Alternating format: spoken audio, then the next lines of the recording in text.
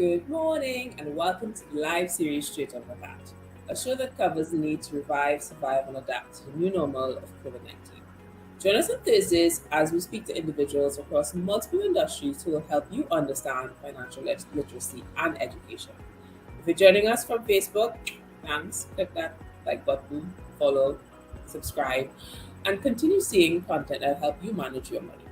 Today we're having a conversation about smart financial planning for families in Trinidad and Tobago. We have the great privilege of talking to Garth Thomas. He is an agent for the Richest Corporation and also is a facilitator at the Central Bank National Financial Literacy Program. If his voice sounds familiar, it's because you would have heard him on Every Cent Counts on Power 102 FM, and we are so delighted to have him join us today because he has a wealth of knowledge, which if you've come to this show before, you know that this is really about me learning about a lot of stuff, and then you just kind of, ask your questions. Don't worry.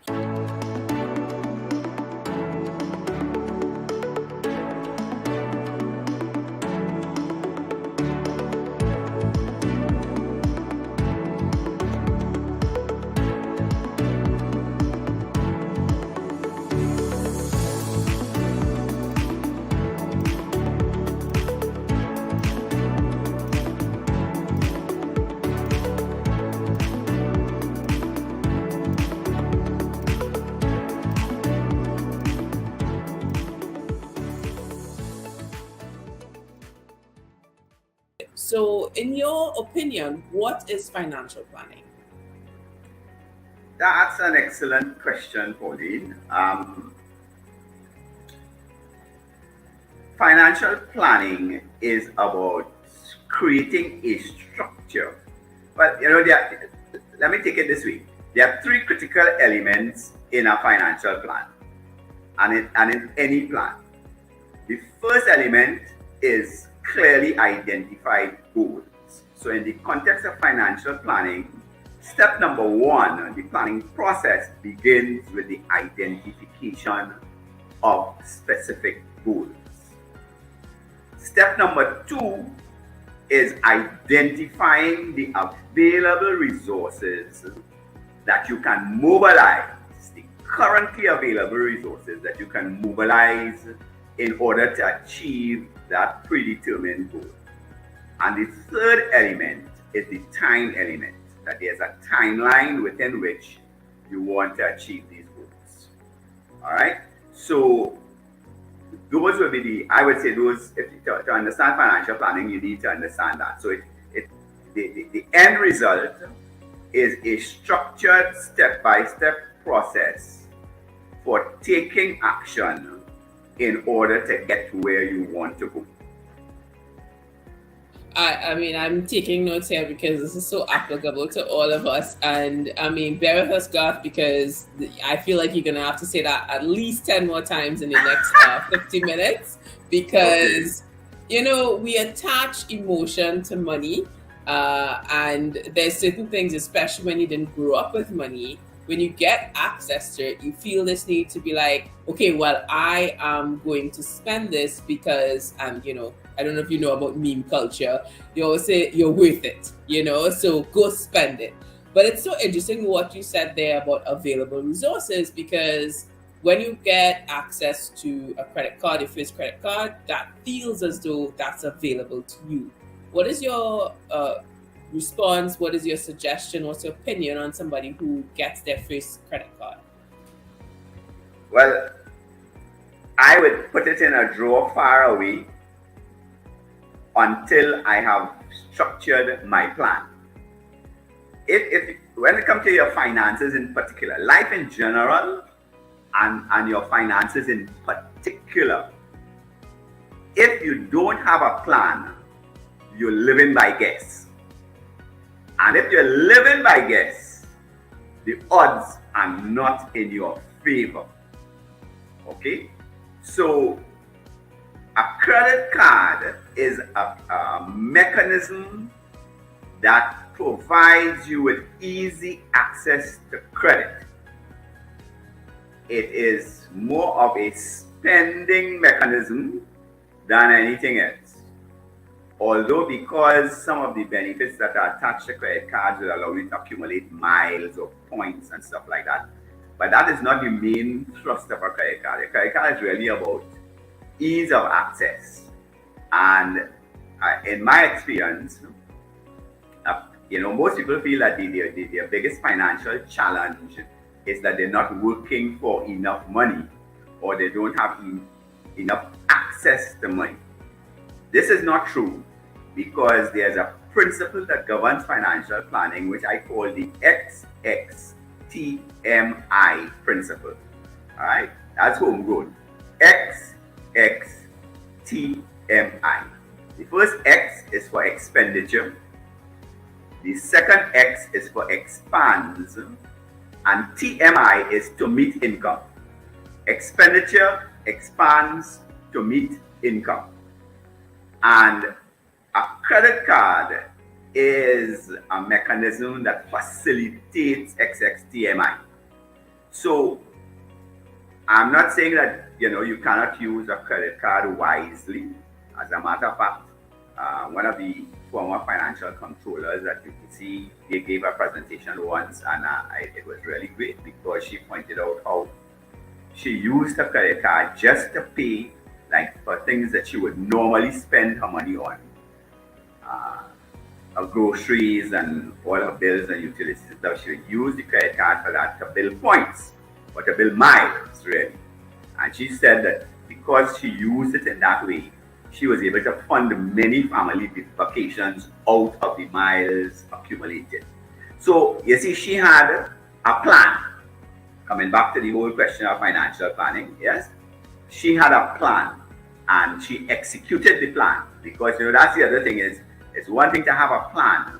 The next thing is to execute the plan, because you can have the greatest plan in the world, but if you do not implement it efficiently, it is really of little use to you, if not of no use whatever. So I don't know if that answers your question, because I realize I could go on and on. Yes, and to that point about the credit card, I have my own story. My first entry to credit cards was a failure, complete failure. I was in very bad debt because I made bad decisions.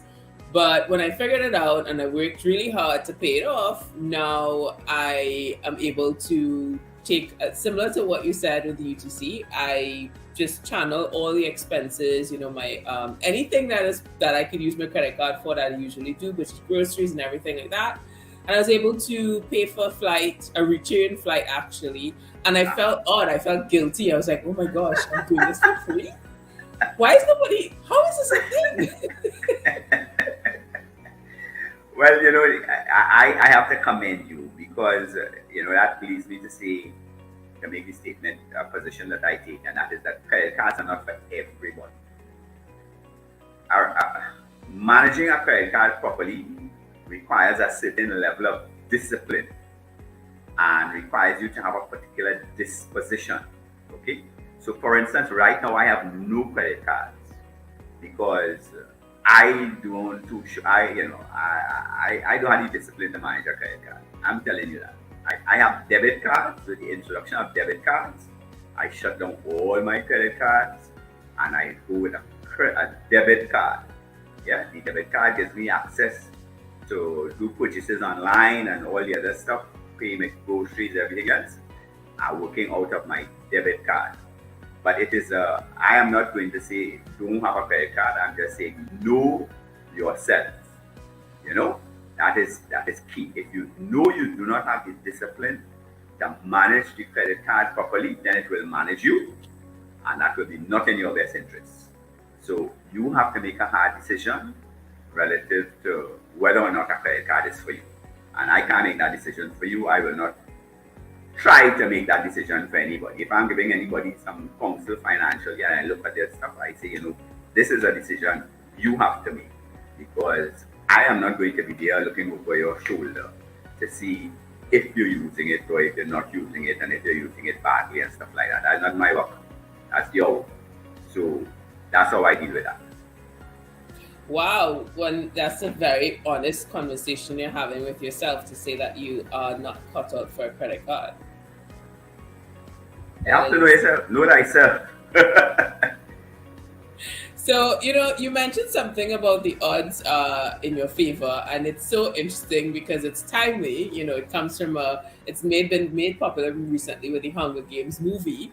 Hunger Games, the odds in your favor. I see some some parallels there. Correlation there. When it comes to that structured approach, especially in a family setting, how soon is too soon to have a conversation about money in the family?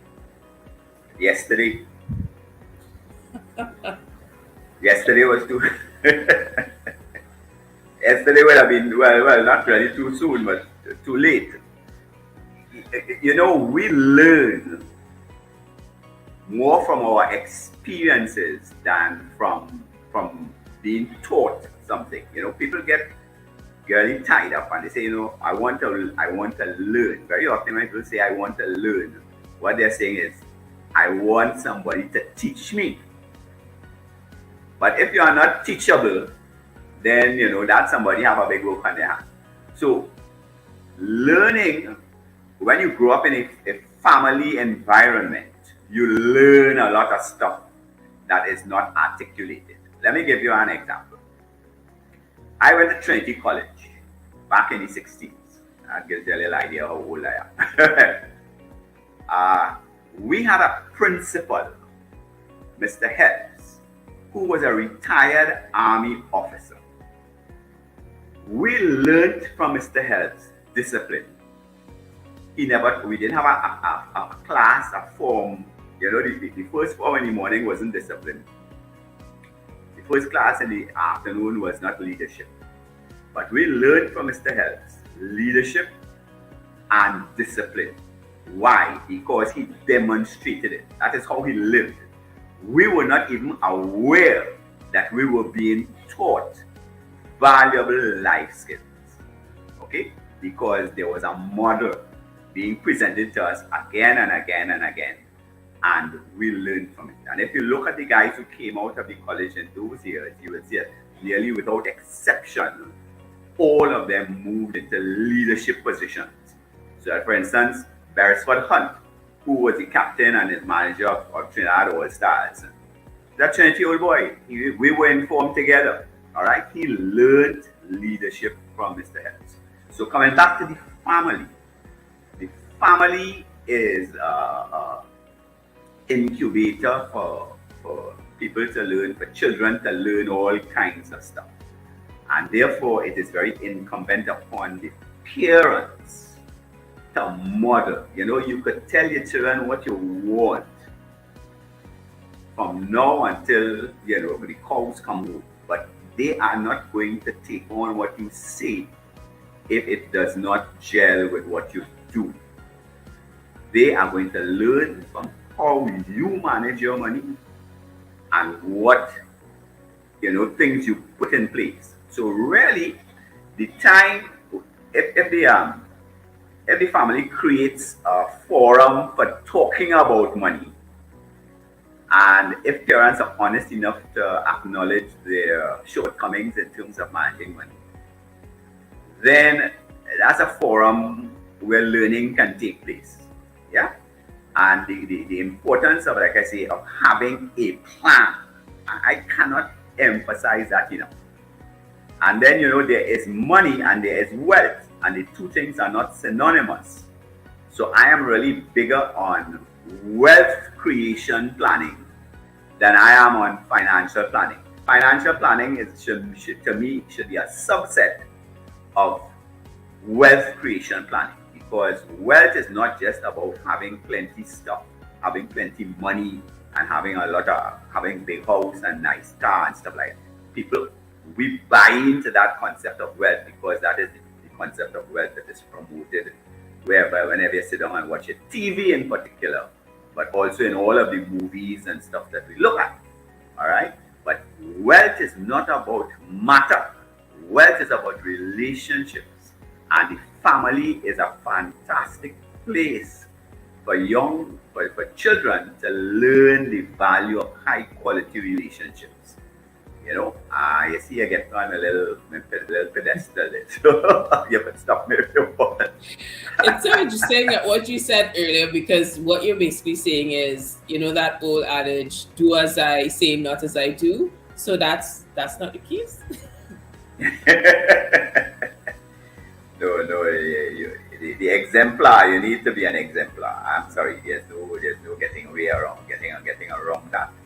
All right, you need to be an exemplar, and it's important for families to have to talk about finance, and it's important to do some reading. I always on my radio program, I always recommend people as their basic manual for financial planning, The Richest Man in Babylon. That's a book, The Richest Man in Babylon by George Clason. It is a very easy to read book. It's a very engaging book. It's like an adventure story, but it really distills the critical elements that are required in structuring a financial plan for yourself. And I think all families should have that as their base text in terms of structuring a financial plan. You know, it is simple and it is powerful. And the nice thing about it, it's available free online. you can get an audio book on The Richest Man in Babylon online absolutely free. So Okay. that would be my recommendation.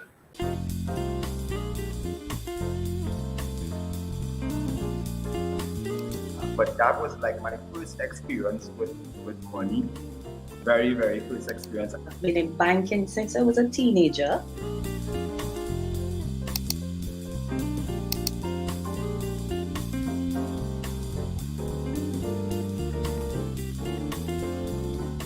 Focus of financial planning is money. And because of the way how we live in a capitalist world, and in the capitalist system, money is king, and money trumps people. I'm sure you've heard in many movies and books and stuff where people say, this is not personal, it's business. And it sounds almost as if the two things are at odds with each other. Yeah? And wealth focuses less on matter, whether it be possessions or money, and more on people and having a high quality relationship with people. Now, what do I mean by a high quality relationship? I mean, it's a relationship where your primary concern is helping the other person to become the best that they can be, helping them to develop their ideas, helping them to realize their dreams. All right? That is the focus of a wealth relationship. Whereas in the money relationship, in the financial relationship, the finances are stripped of that whole emotional and relationship dimension, which is sad because as human beings, we need relationships and we need high quality relationships. So if I backtrack a moment and talk about the finances, remember I said that the process begins with identifying clear-cut financial goals. Similarly, you can say clear-cut wealth creation goals. All right? And then the second step is identifying the resources that are available. And those resources fall under two broad categories. You have your tangible resources, which will be all your money, cash and property are your essential material resources, tangible resources. And then you have the intangibles, which people pay little attention to. You see, there are two critical elements in planning, in financial and wealth creation planning. Those elements are the tangibles and the intangibles. There is the mechanics of financial planning, which is what I really wanted to say first. There's the mechanics of financial planning and there's the dynamic of financial planning. Mechanics and dynamics.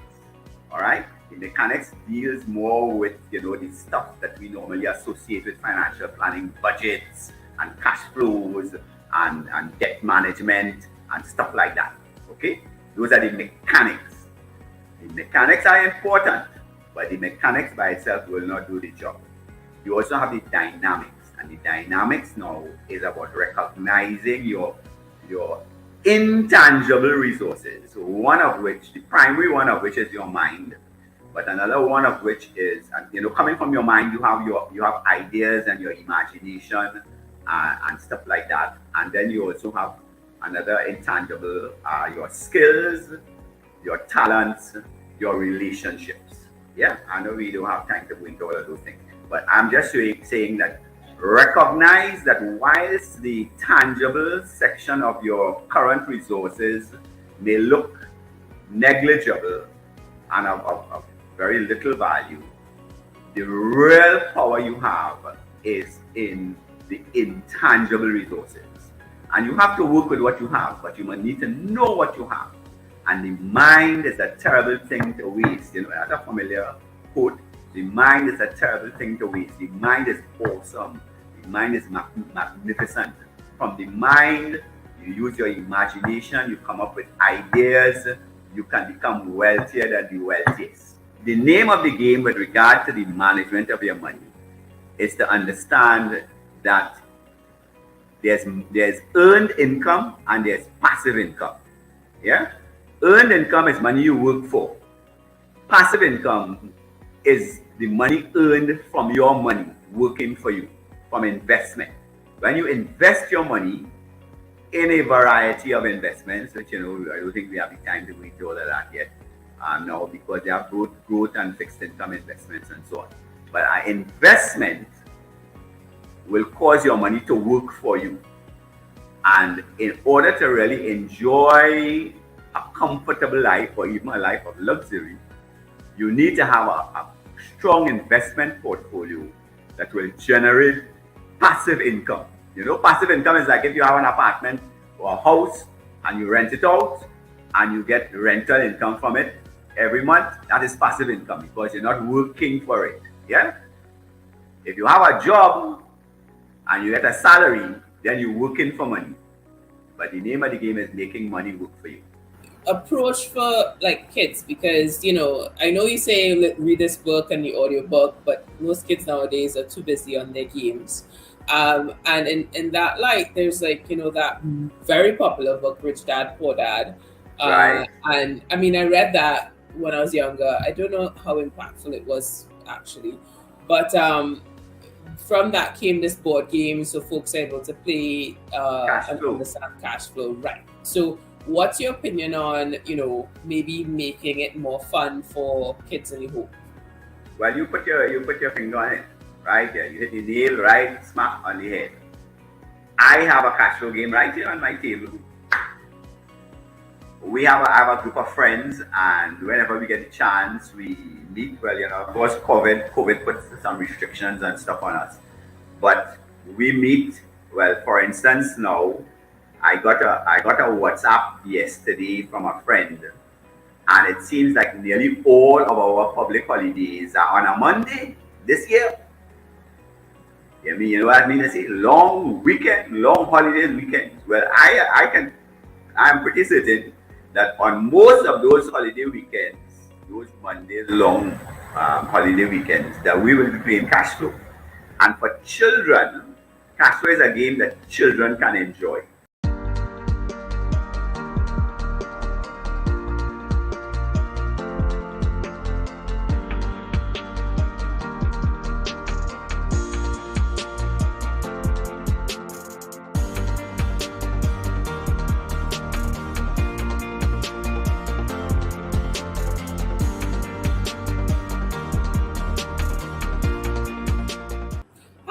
And welcome back to Straight Off The BATT, a show that covers the need to revive, survive, and adapt to the new normal of COVID-19. Join us on Thursdays as we speak to individuals across multiple industries who will help you understand financial literacy and education. If you're joining us from YouTube, smash that subscribe button, and don't forget to follow our page to continue seeing content that will help you manage your money. Today, we're having a conversation about smart financial planning for families in Trinidad and Tobago, even if your family is consistent of 2 dogs, I still think that's a family. We have the great privilege of talking to Garth Thomas. He is an agent for the Unit Trust Corporation, as well as a facilitator at the Central Bank's National Financial Literacy Program. So let's bring Garth in because we want to have this conversation around a finish line, because you mentioned earlier, Garth, about making sure that you have structured steps because there's an end goal, right? End goal may look different to a lot of people. For instance, when I was younger, my end goal was to own a car. Now, as I get older, it's like, oh gosh, I should really look at getting a house, shouldn't I? Isn't that something I should think about? I don't know. You tell me, Garth. Yeah. Well, that is a very personal thing. And that is why, I tell people I cannot do a financial plan for anybody except myself. Because I know what I want. And I have particular values and stuff that condition that end result. I cannot impose my values on anybody, on any client. So the client has to, and I always tell my clients that there's work that has to be done that I cannot do for you. I can give you guidance with regard to doing it, but at the end of the day, you have to do it yourself. So when it comes to establishing the finish line, I can give you some parameters and tell you what that finish line should look like, and that is just on a general basis. So for instance, the finish line, if we take it just purely in the context of finances, the finish line should represent a portfolio of investments that will generate multiple streams of passive income. Okay, that has to be your finish line. A portfolio of investments that will generate multiple streams of passive income.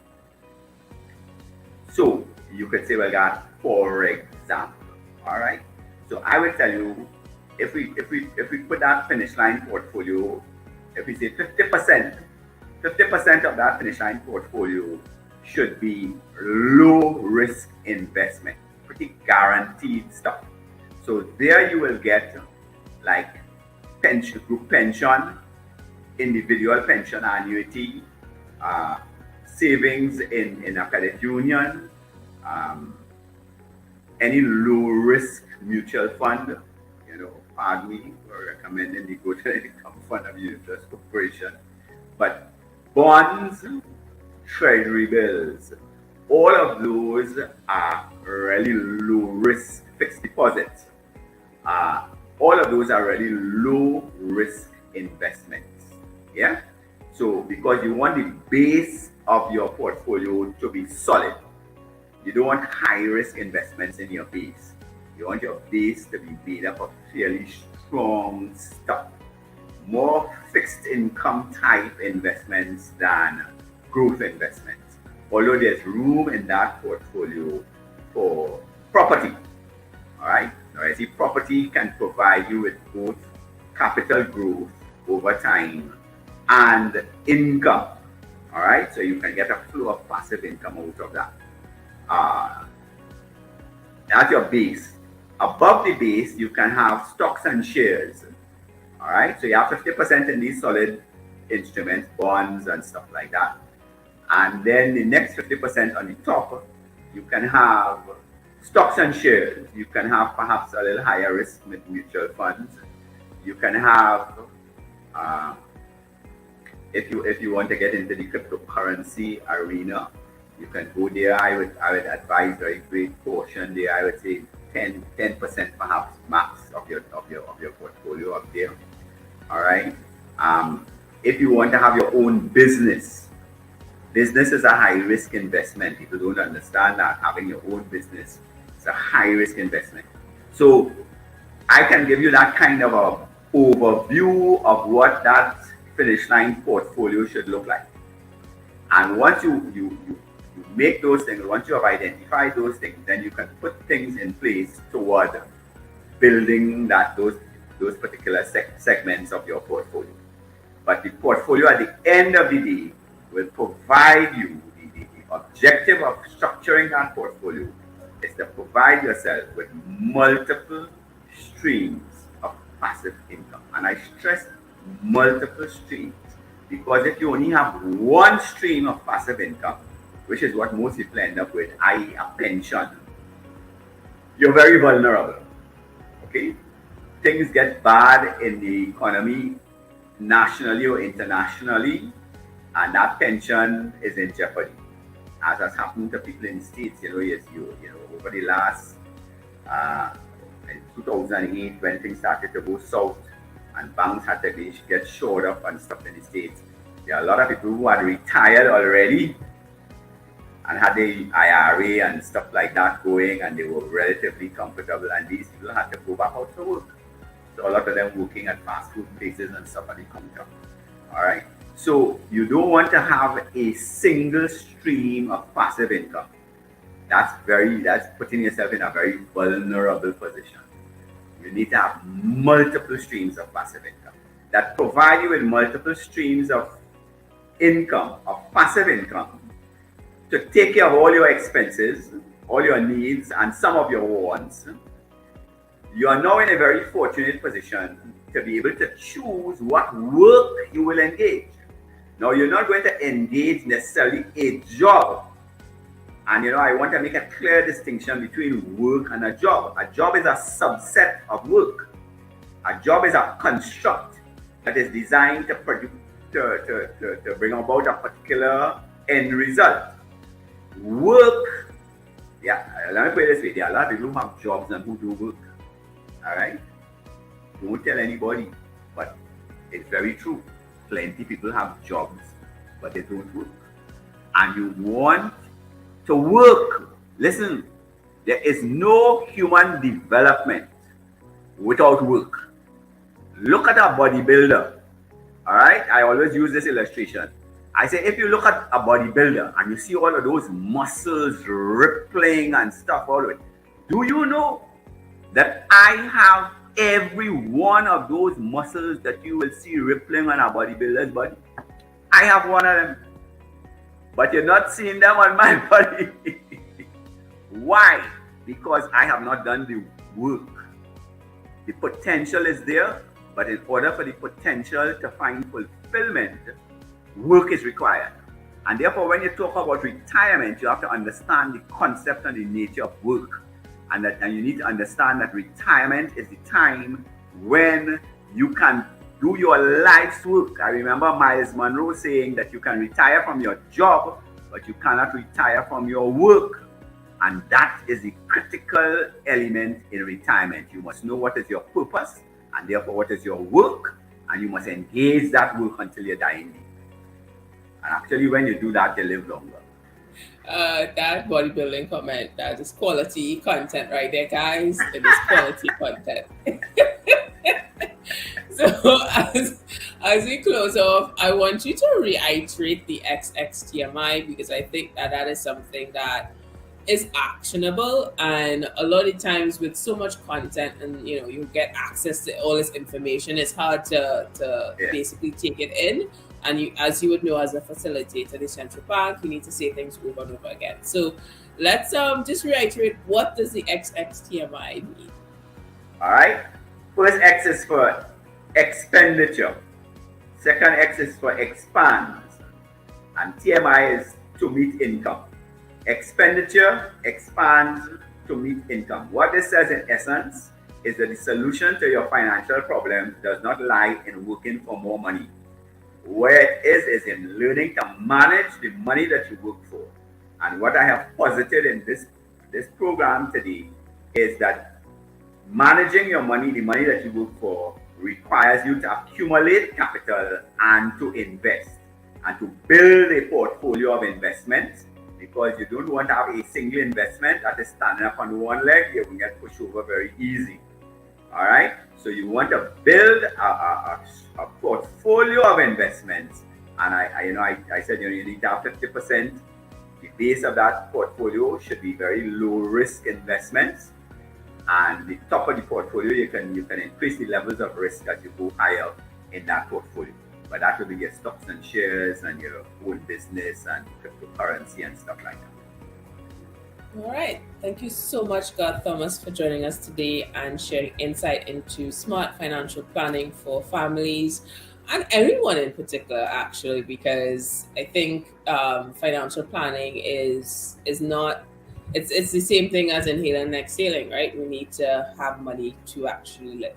So for those who may have missed it, don't forget we once this live is completed, you can actually have it on replay. And for anything that we discuss, head over to the comment section in the link below. And you can also sign up to be notified about our next live show via the links in the comments.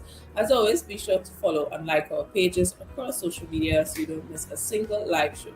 Thank you once again for joining us today, and I'll see you soon. Bye. It was my pleasure.